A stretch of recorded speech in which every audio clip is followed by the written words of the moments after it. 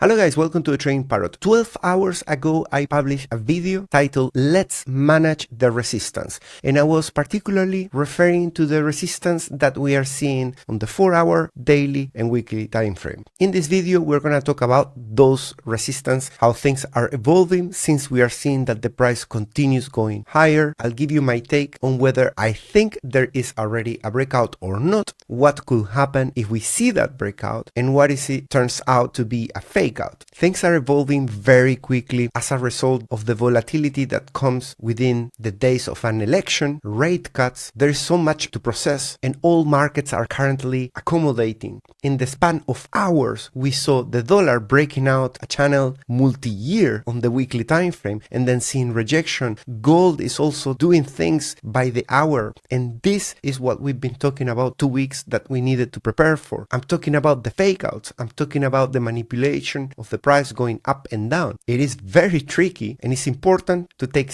2 steps back and observe things looking at the big picture and not just at the tiny detail of every single move. That's why sometimes we discard certain things in videos, and that's why sometimes we wait patiently for the price action to close a candle before concluding and being part of the people that take rash decisions, and even worse, terrible decisions. Things are evolving very quickly for Bitcoin, and I think it's important that we look at liquidity, fair value gaps, and everything after what we have now, which is all the information off top of the table. We know the rate cuts, we know the election. We're going to learn as well on Saturday about the inflation rate on China, which is also important, but that can wait a little bit. Guys, if you like this type of content, make sure that you're subscribed to the channel. Hit the notification bell so you get notified every time I put out one of these videos. And yesterday we had 310 likes actually in the video in the morning, and yesterday combined we have over 600 likes. That happened during the day of the all-time high. Thanks so much guys for all those likes. Let's continue hitting the like button. Let's get even 400 likes in each individual video so we get combined 1,000 likes per day.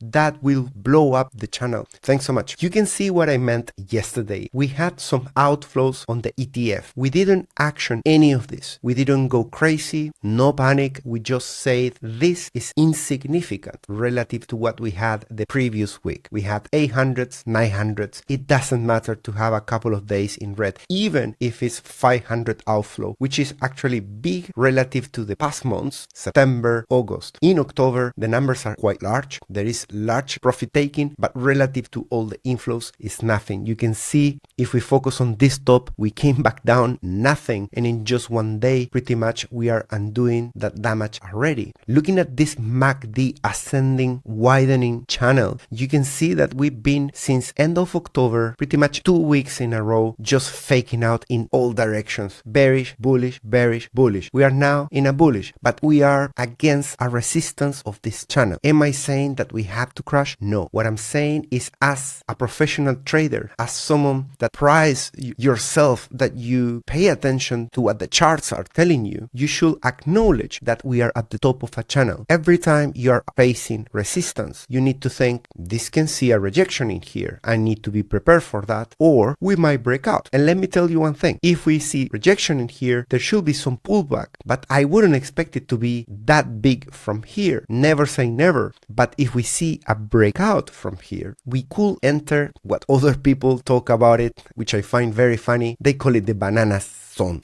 basically, which is when you enter in this parabolic area in here, driven initially by a short squeeze, and then there is just fear of missing out, and everybody jumps into the train, and you enter price exploration. In the case of where we are, not in here, during this whole area, for example, that I'm showing you from October in the past year up until March 2024, indicators were all over the place. They were all calling for a top. It's almost like you were getting a signal, and here, exit, exit, exit, exit, exit, exit, exit, and exit. It doesn't matter what indicator you use, all of them calling for a top. So why did I sell here? Well, because we had pretty much 50 indicators in confluence in here, but that's for another time the story. Point is, we could break out in here against the odds of this pattern, which is saying we should be seeing a rejection in here. So I'm prepared for a rejection, but if we enter banana zone and we start going into 80s and 90s, I don't want to be the guy that tells you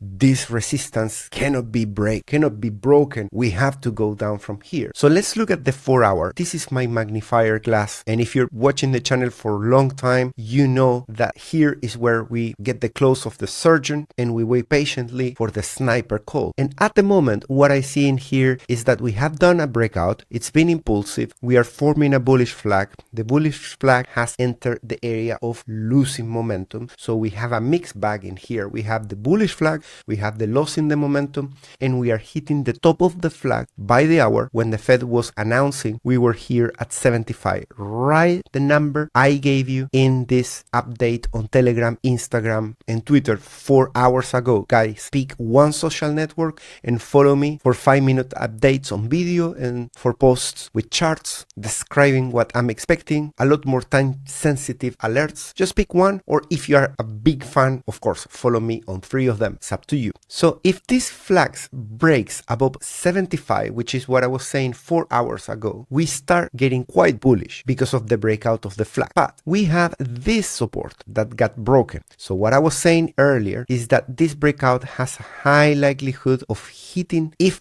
breaking out properly and confirming, it has a very high likelihood of hitting this line now as a resistance and pushing us back down. While doing so, price might still go higher, right? Because the RSI went up to 86 from being at 73, getting into 86 is quite a big move. By the way, the 75 resistance at the moment is 77k, and we haven't been able to get above that. You can see that price is still there, kind of rolling over and not being able to escape. Hitting 86 on the 4-hour RSI is huge. This is already 84k, okay? So if we see this breakout in here, that is already a huge move. So we need to be prepared for that, because sometimes the RSI does this thing of coming below the support and then still coming back up and hitting the line once again before coming down. Scenario number 2, we have the support, right? This is at the moment is at 67, and we could come back down in here and put a new low. That 67 as support in the price at the moment is roughly at 75.7, very close to the price actually. And since we have the fair value gap in here, I find that it's very likely that if we break that, we are gonna take this fair value gap in there and this one in here. Those are just very easy targets, and considering that we are against resistance, they can get taken before I put out the video. And if this happens and we start losing the support and no longer being in a well-formed bull flag, because this could turn into something like this, another megaphone pattern, in which case we don't have this touch, we will just have another touch coming down there.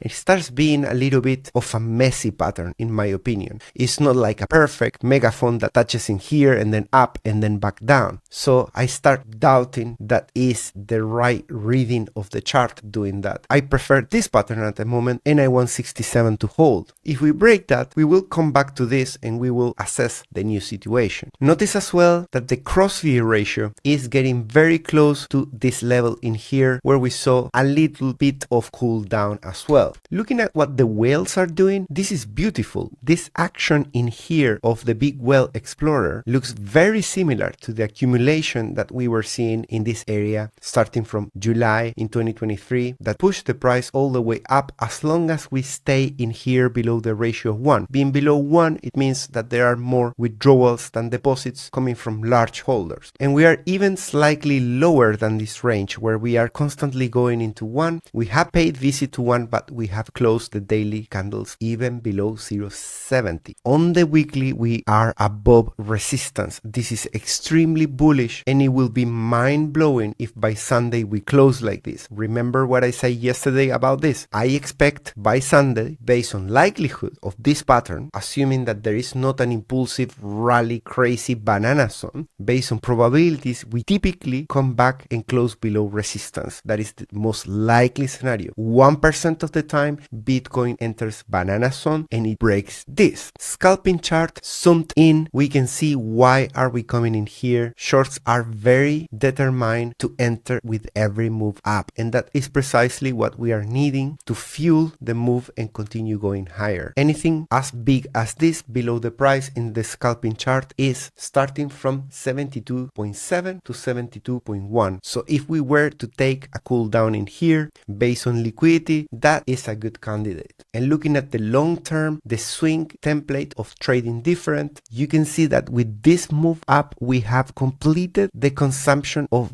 this area of the liquidity that we started forming 8 months ago, and I've been every single day talking about it. It's incredible, but this is now gone. Farewell, goodbye. I'm sorry for your losses, shorts, but it had to happen. Now, what's next? We have the yellow in here, so you can see what I initially call as a vacuum, like a space with no liquidity, wrongly, because this still has liquidity. It's just that relative to 85s, 90Ks and 100Ks of liquidity, which is the red in this range, in here we have 70s, 76, 68 and 65, which is slightly less, but not that much less. It's still attractive. Of course, it will be a lot easier for a short squeeze that pretty much moves all of this in one day if the whole thing was full of 100Ks, in which case shorts will go completely nuts, losing everything. But this is still in the territory of billions, don't get me wrong. So the question, the $1 million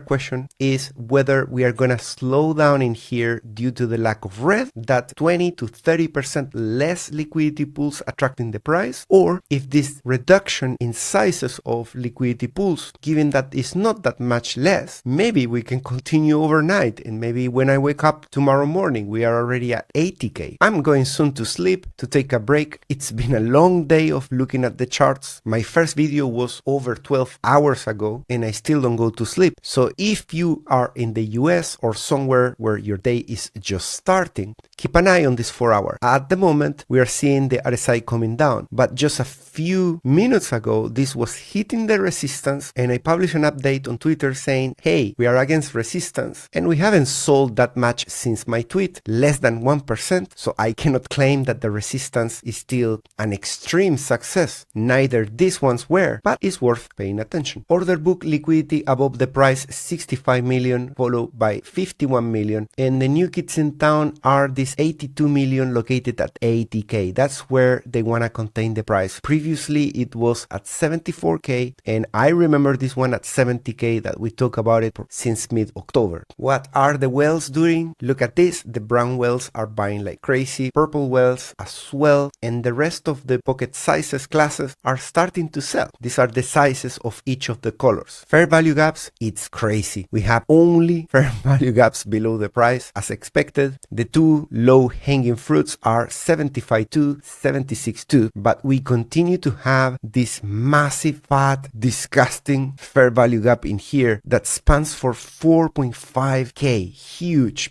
Nothing comparable in the past 8 months. I really wonder if we are gonna come back to 70K to take out the excessive longs that now we are entering. Speaking of which, I'm gonna show you how many of them. I don't know if you noticed, but the delta in here is not as big. This is ratio of longs versus shorts. We still don't go beyond the 30,000 that we were on the 30th of October. That was pretty high as the 20th of September. We are now at 14.8, which is almost half the amount of longs of those occasions. But if we look at the delta coming from liquidation levels, similar to liquidity pools, the same thing, we have a record 864K in delta. This comes from all these liquidations spanning to 66K in the close proximity of the price from the 3rd of November. That is just mind-blowing. I don't remember when was the last time that we have either green or red with these numbers. Almost 1 million in just delta. This is delta. This is not the overall size. And once again, the CPR resistance of the month of November seems to be slowing down the move of Bitcoin at 76.3. We're going to continue to monitor this level of resistance. Is very significant. If we manage to overcome this, we make a lot more likely to get to 82. But it seems that this is still a work in progress in my opinion. And in terms of general markets, for me, the largest news at the moment is coming back to 58 resistance on the weekly. And this pretty much explains why we spend time looking at the charts and we don't rush decisions. Just a few days ago, we were looking at this and it was a huge red candle. But we are in the middle of the week. We need to wait until Sunday. Then a few days after, this went up to 105.462. And I was even saying I will be really sad if we break the resistance of 58, because I'm hoping that this weekly resistance that we had since 2022 is going to play out and keep the price there and push it back down so we can have the celebration of seeing the dollar coming down this big. That helps definitely for a last leg of the bull market, explosive, full of fireworks and everything. The one that is disappointing us today is the gold that came back below support and now is going back above it. We want the gold to break down by the end of Sunday, so hopefully in the next few days it will come back below and confirm finally the breakdown of gold. We don't need it, okay? We can still have a bull market final leg, but if that's the case, we need another component, okay? We have the gold breaking down, the dollar breaking down, the global liquidity index printing like crazy, and the Federal Reserve balance sheet. Quantitative easing is what we need. So any of these four things, ideally the most of them that we can check box, then and only then we can start saying that we are not just coming in here to punish the shorts and then to collapse back down in the price. Because yes, we have the ETFs, but we know as well that if they want to sell, they can also sell. So it's not like BlackRock is just buying and they will never take profits if they feel like the economy could collapse. Don't buy that, please. Guys, if you like to trade Bitcoin, altcoins in an awesome exchange, look no further than Bybit. 30,000 in rewards based on trading volume and the lowest fees as well. To get advantage of this, look into the link in the description. And if you want a hassle-free exchange, look for Bluffing. 10,000 in rewards, lowest fees, 5 minutes to open the account and trade all coins, Bitcoin, Ethereum with leverage anywhere in the world. No KYC, no VPN, no questions asked, as many accounts as you want. Someone was asking me today, can I withdraw from Bluffing without KYC? I have done it multiple times. I take profits. Check the links in the description. I'll see you in the next one. Bye bye.